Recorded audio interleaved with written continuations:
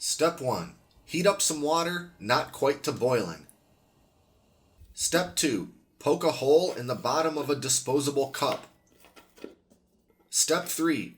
Poke 3 or 4 small holes in the bottom of another disposable cup. Step 4. Put a coffee filter in the cup with the smaller holes. Add coffee grounds. Step 5. Fold the top edge over the sides. Step 6. Place the cup with the bigger hole inside. Step 7. Place the whole thing in your coffee mug. Step 8.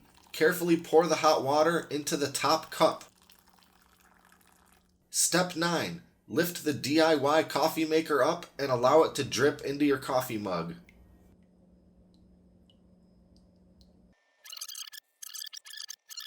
Don't have a coffee filter?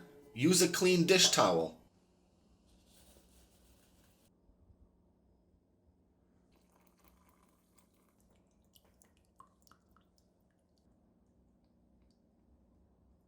Step 10. Enjoy your coffee. Step 11. Be sure to like and subscribe for more DIY basics videos in the future.